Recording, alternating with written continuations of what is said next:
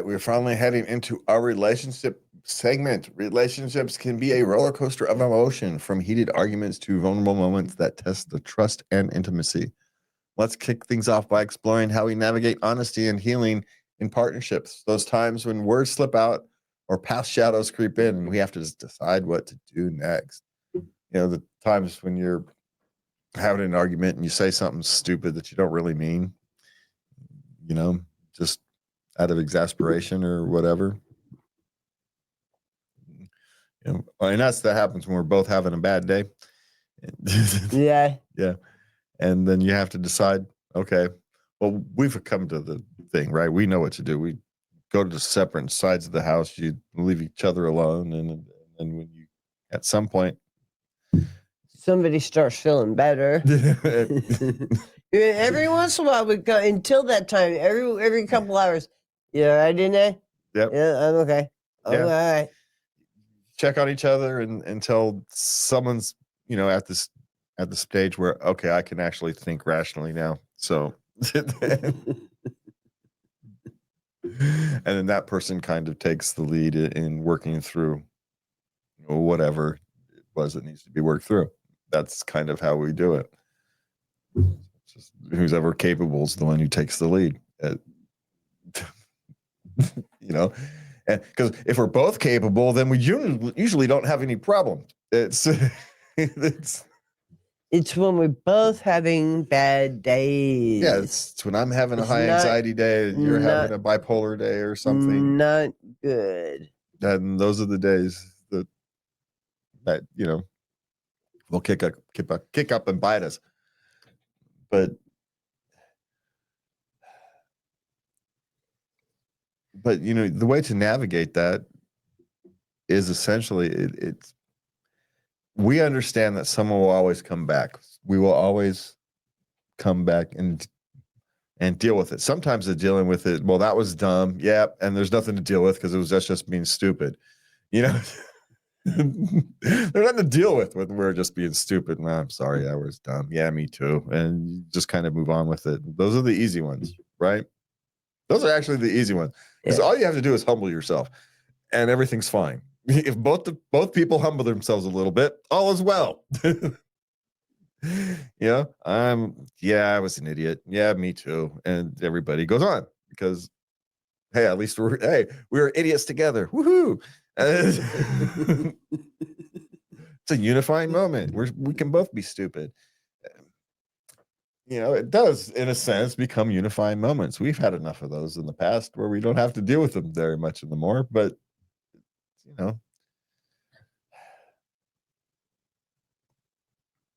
that's, I don't know. I don't have much else to say on that thing. I think we I don't know if we ever really answered the question, because I don't know if there's a question in there, but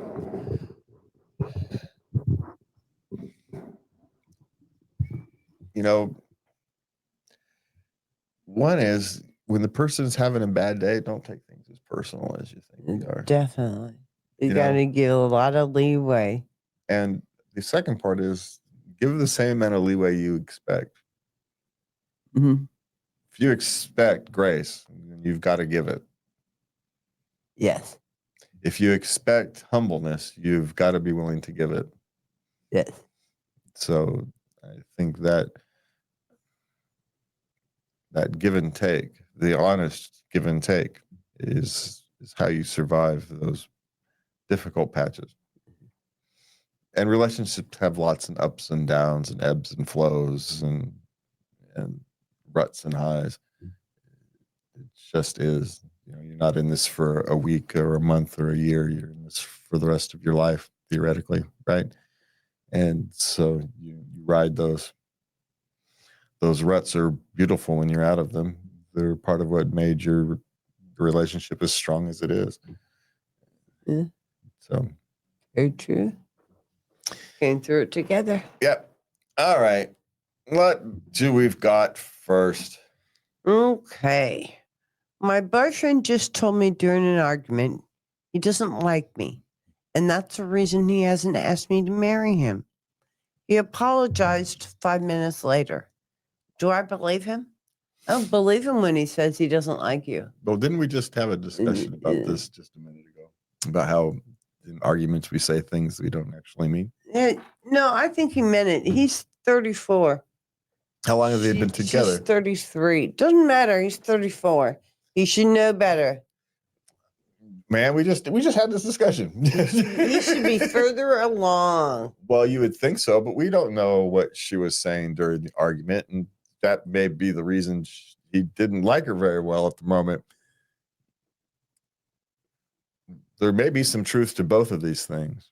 Okay, if he doesn't like you enough to ask you to marry him, why not?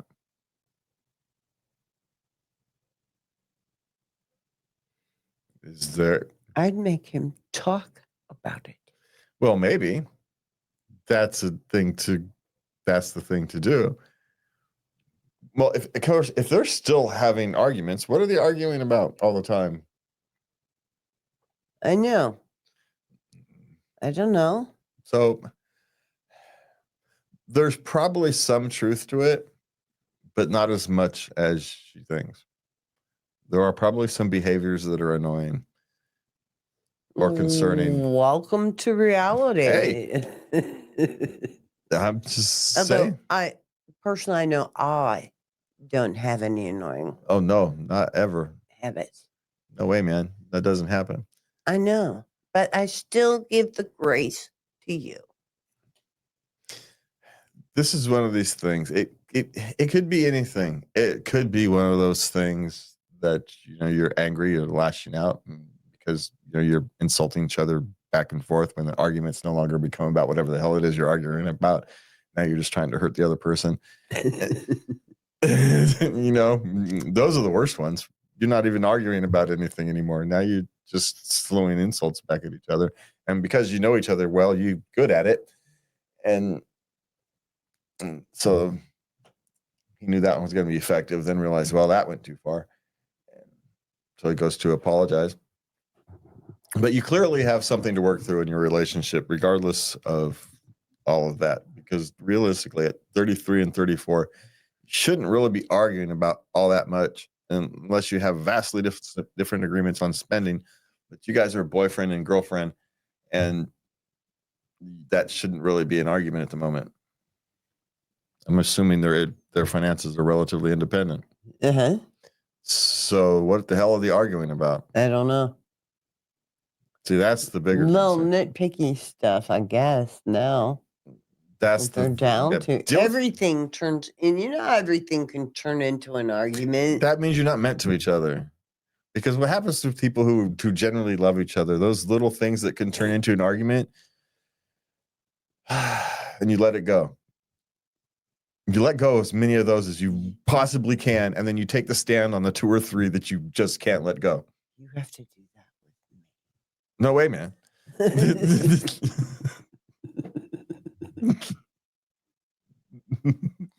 But I agree. I'm talking about normal people, not us. Yeah, that's what I mean. Sure. So I agree with you that there should be you should be allowed a couple of things that that you can die on, the hill to die on. Yeah. Well, everybody's going to have those, but you can't have a truckload of them. No. That makes you impossible to live with. That's called high maintenance. So it's So if you can't, like texting in a coffee shop, if you're arguing over a bunch of little things, it means your relationship is likely run its course. Because at this stage, you're 34 and 35, right? 34 and 33. What are you possibly arguing over? Where to have dinner? If your finances aren't mixed, there's no children and issues about raising children to deal with. So what the heck are you arguing over all the time? So that's what to deal with. Why you're even arguing? That's the thing to deal with. It's not this like you. Of course, he likes you. The question is, why are you arguing all the time? He wouldn't be arguing with you if he didn't like you. You just. And often obviously getting so impassioned about it. Yeah.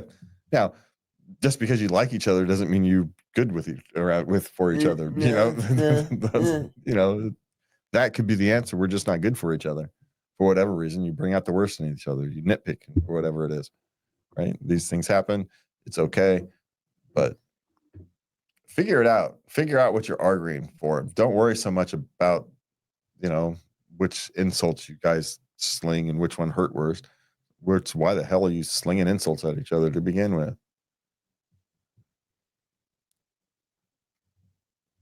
That's the question to answer. I know this has got trouble written all over it, man. Yeah. Okay. Okay. My partner suddenly ended things after 4 years while we were both depressed. Do I work things through or move on? He wants round 2. Well, if you're thinking about it, then the answer is you probably move on. Because if you really wanted to, you wouldn't question. You wouldn't be writing into Reddit. No. I don't think. No, it's because you would have been looking for that. Now you're going, do I really want to do this? The answer is no. Did he allow depression to, work on his feelings of self-worth, and so he sabotaged the one thing in his life that was good? Probably did, but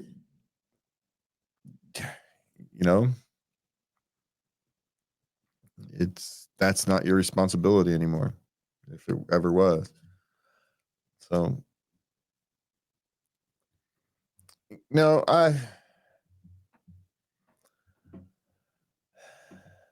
I think you want to move on, but you're afraid of being alone. You're looking for excuses to hang on rather than accept what you know you should do and move on. Because the reality is your relationship isn't going to work unless you're both coming to it from a place of strength. And it probably hasn't been long enough for you guys have both to work through your how to manage your depression properly. Mhm. Bouts of depression happen, and on occasion they'll happen at the same time, right? But clearly you haven't learned how to, at least one of you hasn't learned how to manage it.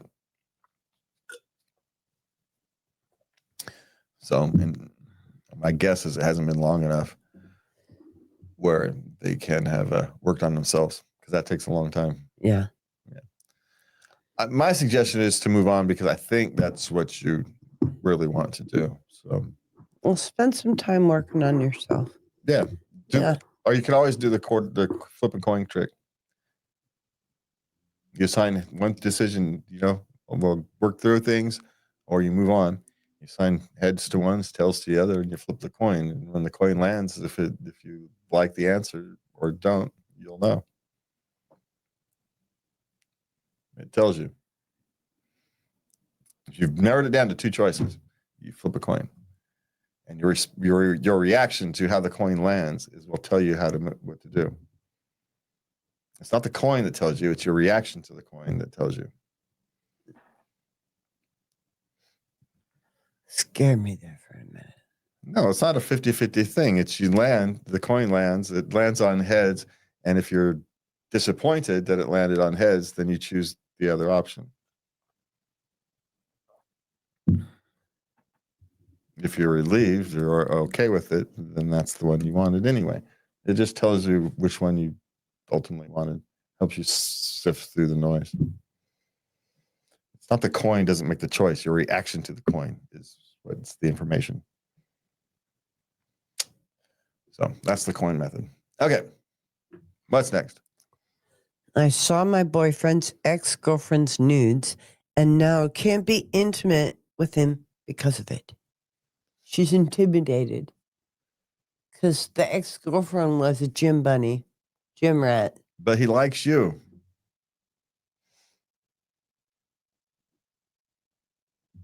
So don't worry about it. She's not with her. She's an ex for a reason. Yeah, maybe Yeah. she's a gym rat, but she's a horrible person. So, or maybe not. Maybe it just didn't work out. But he likes you. Don't worry about it.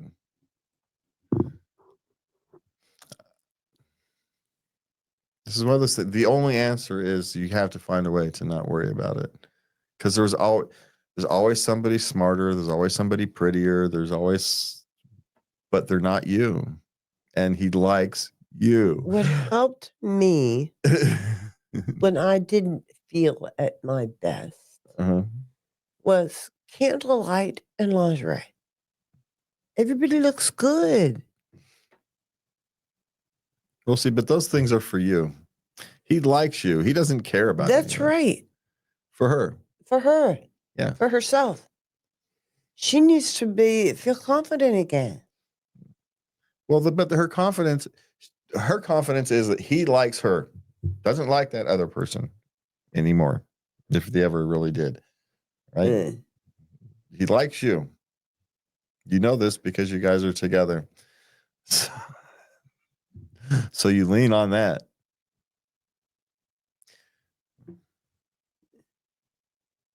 He likes how you look. So what do you care how other people look? That's what I never understood that. He wants me, you know. Yeah. He wants you. Yeah. You. He's wearing the rose-colored glasses for you. Essentially, it doesn't matter what you think of yourself. So this is one of those things. When you don't trust in yourself, you trust in the person who likes you the most. And then guess what? He likes you the most. So, okay. My boyfriend has trauma relating to rape and is uncomfortable with me going out without him. Any advice? It was because of his sister.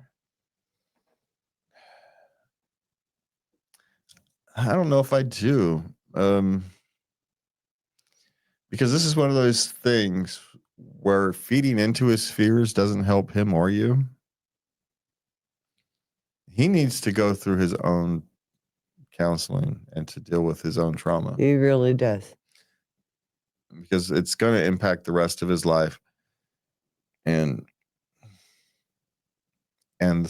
yours. Because you can't live in fear. Right? Mm-hmm. You just can't live in fear. And now him being uncomfortable is one thing. Sometimes we just have to live with our uncomfort. Yeah. She doesn't say that he's saying he's wishing she didn't go out. He's just saying that he's uncomfortable, and he may just have to be uncomfortable.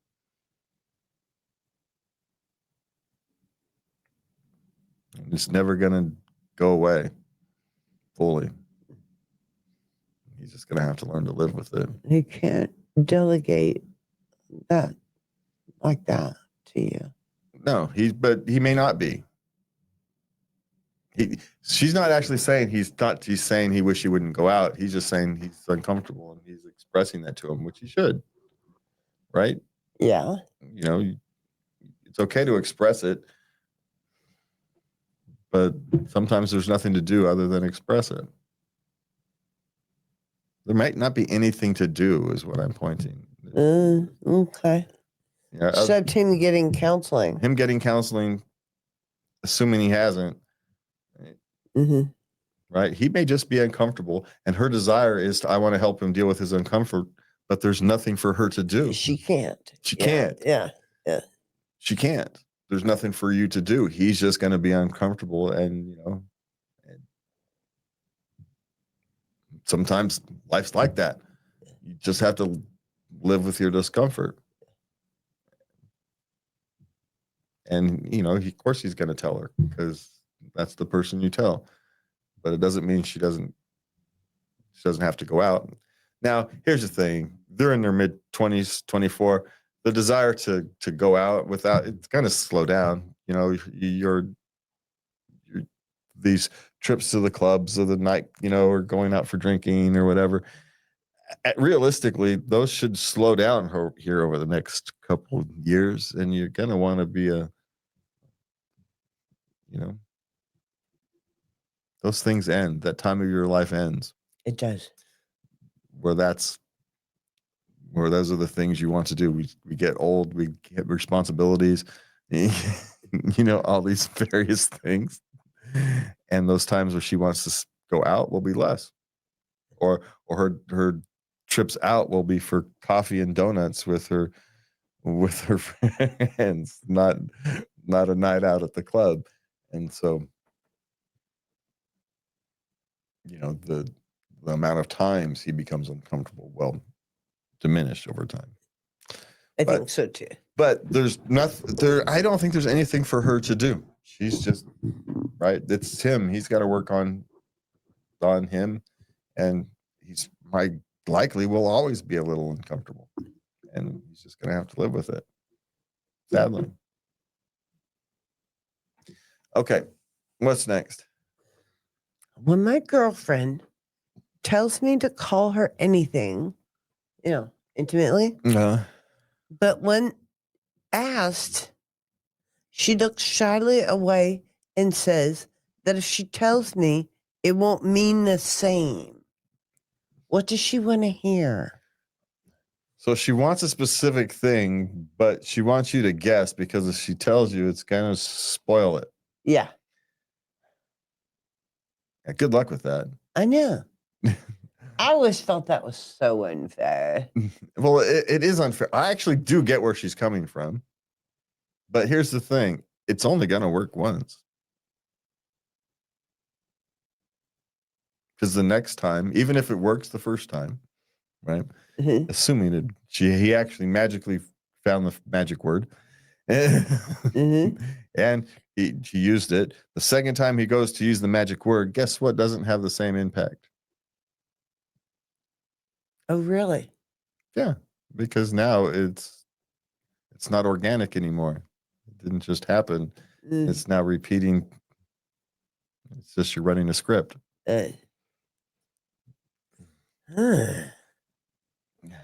Yes, she's asking for a lot there.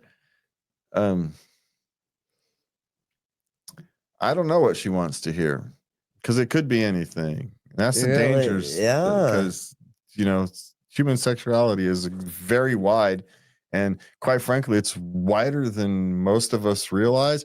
And we never know which segment of it people are looking at when they say things like this. Because call me something dirty means something different to you than it would mean to somebody else. Right? Yeah. Just vastly different. Just call me a bad mom. Yeah. What? So there's all it's unfair to him. You are correct, but also you're not going to get her to admit it, because at least not in the throes of outside the throes of passion. No, because she's feels guilty about it. Uh-huh. She feels guilty for asking for what she wants, or she's got this thing built up in her head that she's living in a fantasy world that's not real. It's possibly true too. Right? She's got this whole fantasy thing worked up in her head, and she wants that, but somehow the other person's supposed to magically know what it is. Write a book and publish it, and then you'll know.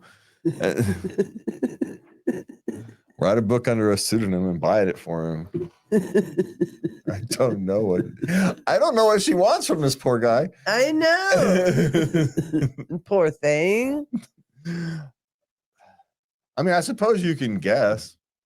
Start with make a list. And then just start with the most common in front of her, and just this is what she has reduced you to.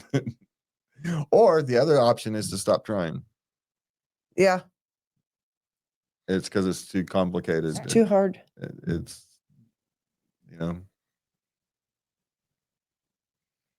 it's unnatural for me anyway, so I just yeah.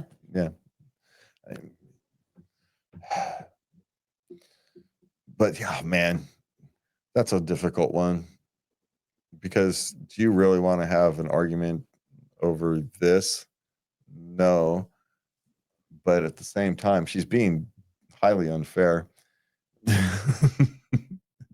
She wants something specific, but I'm not going to tell you. And I don't really blame her for it, right? Because it's difficult. Write it down. It's difficult to tell somebody this super secret thing, right? Who knows what it is? It's probably relatively mild for the rest of us, but for her, it's this big mountain, right? A molehill to us, a Matterhorn to her.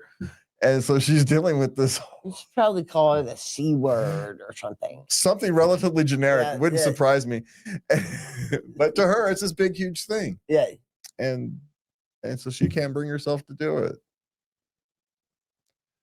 Or she's got this scenario, or the other one, she's got this big scenario wrapped up in her head, and that's just the doom for failure. Oh, that, and he says this, and then he does this, and then I do that, and then he does this. No. Yeah, that you're doomed for failure on that. Yeah, sorry. Yeah. All right. What's next? How do I get my partner to climax when everything that works only works once? Oh yeah, we've just kind of similar to the previous one, right? You're having to guess each and every time, because once you find the magic word no longer has the power it did. Oh. Yeah, theoretically.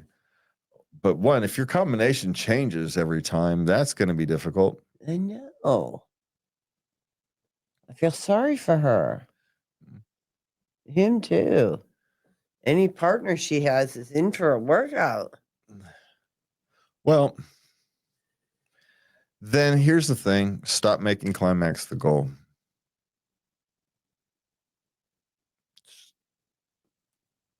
Just do what feels good. And if you let it go and stop making that the goal, then maybe the lack of stress can help it become easier. Maybe it's her combination is easier than we all think. She has various combinations. And so what she needs is, the variety in how you apply it. So just, mix it up. Yeah. You do the same things, just do them in different orders. There you go. I suspect. But yeah, that's one of those. So stop trying for climax to be the goal, right? Stop making that the goal, and then just, work off responses. Follow the response. Is my guess. Okay. My girlfriend is sexually traumatized. Would it be a good idea to stop kinky sex? Well, it depends. It may be her way of working through it. You're going to have to talk to her. Yeah. And you're probably going to have a conversation with a sex therapist at some point. Even if not, because if you're engaging in kinky sex and she has some trauma, and those two things may or may not be related, and if they are, the piper will have to be paid at some point. Yeah. And so you want to be careful. But at the same time, it's maybe her way of working through it. Depending upon a thing, she could be in some way taking her power back, right? And so it could be, I don't know, I should say damaging, but it might be better to let her work through it. But again, how are we supposed to know? Yeah. It's not an answer. We can't give a direct answer to this type of thing. But if you're concerned about it, this is the kind of things where you have these difficult, honest conversations with your partner. I'm worried. I'm worried that these two things are related and that we're causing more long-term damage or something. I'm just worried, right? I care about you. I'm concerned. And see what happens. Maybe they're not connected. Maybe you've connected them. Yeah. So just bring it up. Again, make it about you, not about her. I'm concerned. Yes, I am. It weighs on my head. So I need to talk about this and see how it goes. And, who knows? Maybe it's a creates a new path to healing of some form. Or maybe she's perfectly healed and you're just worried. Yeah. Who knows? That it's It's good to it's be good to see this. It's good to be concerned. Yeah, Yeah, it is. it's good to be thoughtful. Yeah. And so asking the question is perfectly fine. Having the conversation, but again, make it about you, not about her. Yeah. Just so that's kind of my suggestion. All right, there you have it for our relationship segments, raw, real, and full of insights. Well, maybe. I'm not sure. We're all over the place tonight. Thanks for joining us on this journey through life's twists. Hope it sparkled some thoughts or maybe even a late night chat of your own. If you've got stories, questions for future episodes, drop them our way at latenightlove.us. You can find them at our Facebook, YouTube, Reddit. Not Reddit. We don't have a Reddit. We do technically have a Reddit. We just don't do anything to it. And you can find us wherever you need to. And you guys know how to look up latenightlove.us and find us. You can also find us at love. You can also send us your questions at love@latenightlove.us. The other one. Thanks for listening. Have a good night. And please remember to love everybody. I gotta get the right. Good night.